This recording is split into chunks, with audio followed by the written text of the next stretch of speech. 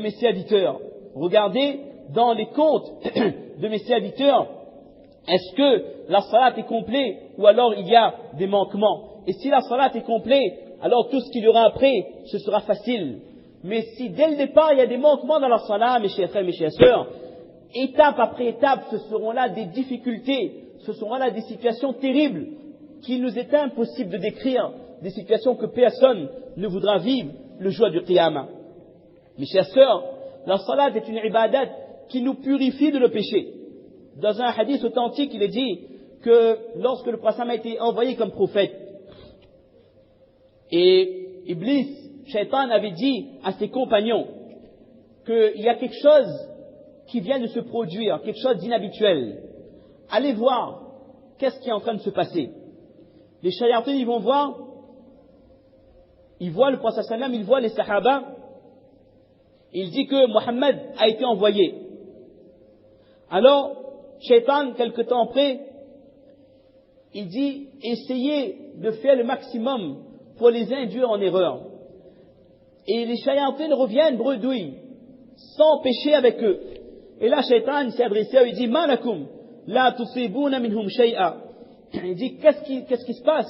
Pourquoi vous n'arrivez pas à induire ces gens en erreur? Vous n'arrivez pas à faire tomber ces personnes dans les péchés? Les shayatins répondent à Iblis, Ma sahibna qawman qat mithla haula. Jamais nous n'avons eu affaire à des gens comme eux. Nusibu minhum, thumma yaqumuna ila as-salah, fayumha dhalik.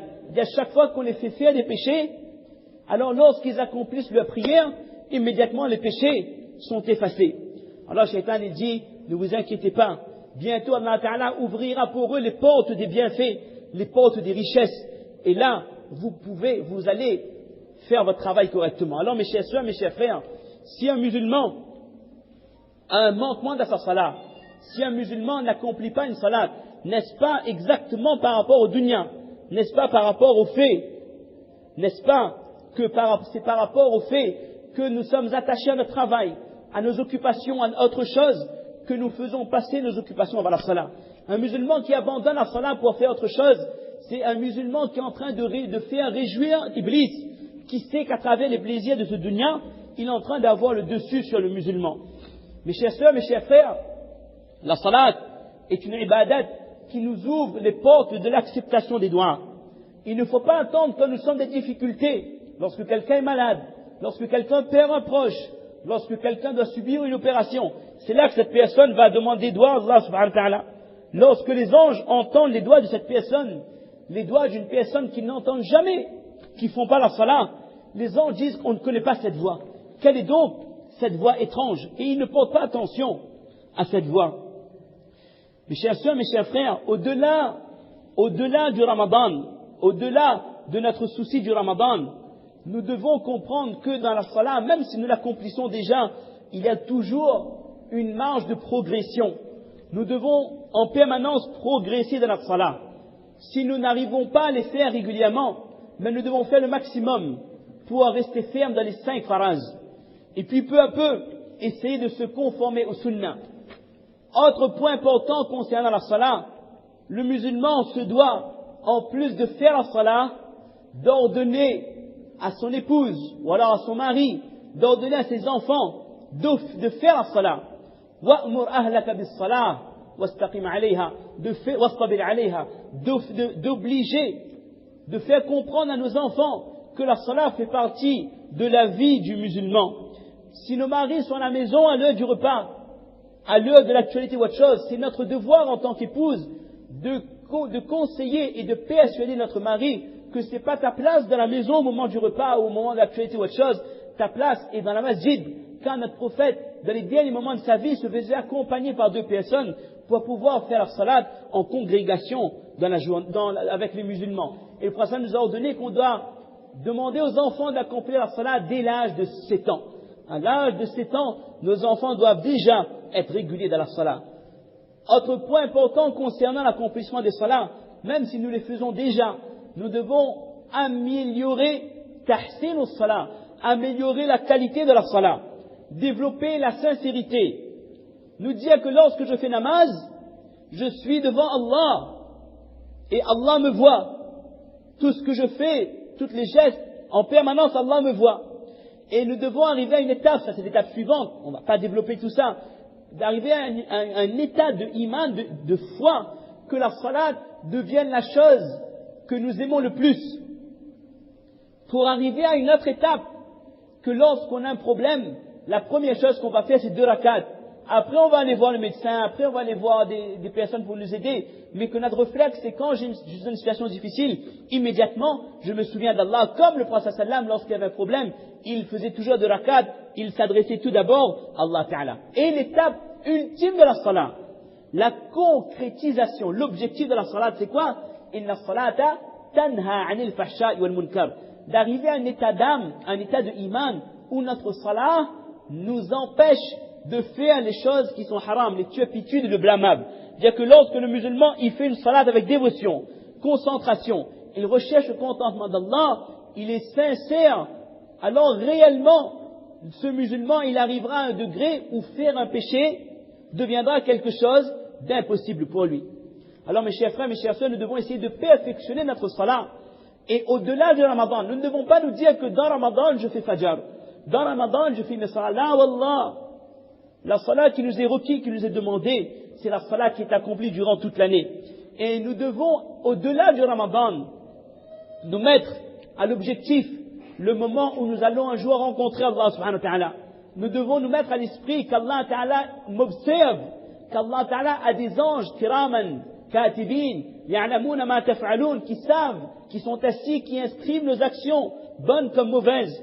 Hadith d'Abu Musa al-Ash'ari, il dit que le prophète une fois s'est adressé à nous, il dit que yurfa'u ilayhi amalul layli qabla an-nahar wa amalun nahari qabla al-layl, que Allah ta'ala fait parvenir à lui les actions du musulman qu'il accomplit la nuit avant le lever du soleil, et que le soir les actions du matin parviennent à Allah avant donc le coucher du soleil.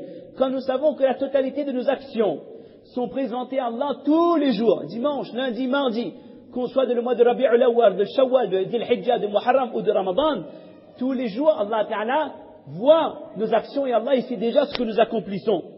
Comment est-ce qu'un musulman peut délibérément mettre son réveil pour 6h30, 7h et se réveiller pour aller à l'école ou pour aller au travail ou autre chose et ne pas faire la salat?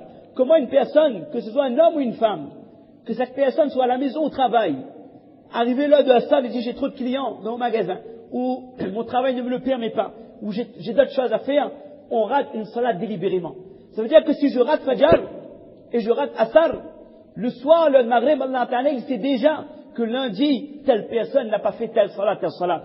Nous devons avoir honte de ce jour où Allah Ta'ala nous posera des questions à propos des salats qui ont été manquées dans ce dunya. Également, nous devons être conscients qu'Allah subhanahu wa ta'ala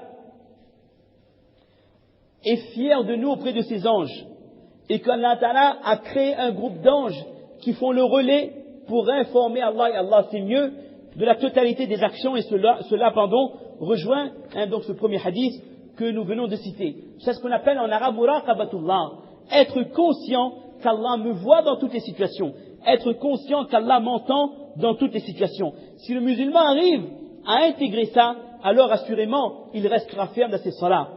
Concernant la salat, nous finirons par 2 hadiths. Un hadith de Ubadah ibn Samit, radiyallahu anhu, dit que le prophète sallallahu alayhi wa sallam a dit: ces 5 prières, Allah Ta'ala les a rendues obligatoires sur chacun de ses serviteurs. Celui qui les accomplit comme il le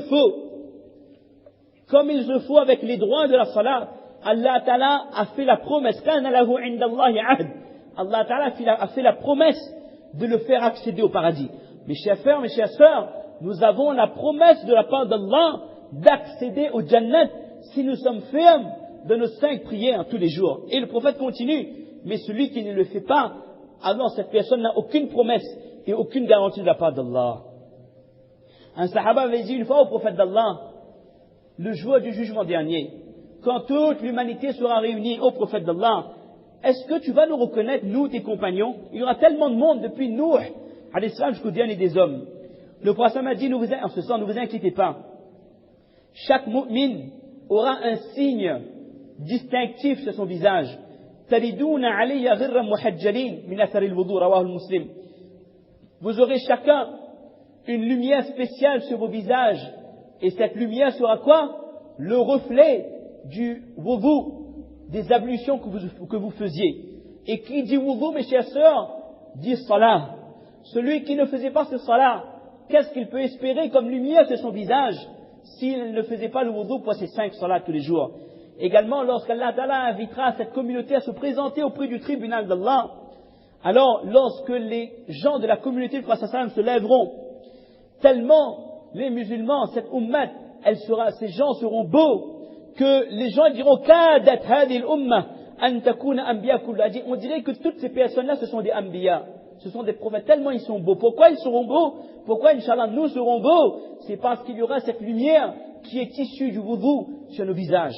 Alors à nous de choisir qu'est-ce que nous préférons donner, à quoi nous donnons priorité, notre travail, nos études, nos occupations, notre passe-temps, ou alors à être ferme et régulier sur l'accomplissement de ces 5 salats. Alors mes chères sœurs, s'il y a bien une leçon à retenir de ce qu'on a dit sur le décès du prophète sallallahu alayhi wa sallam, c'est l'ordre qu'il a donné aux musulmans de toute génération, de tous les pays, jusqu'à la fin des temps, d'être ferme et de rester en permanence dans cette ibadat qui est l'accomplissement de la salat.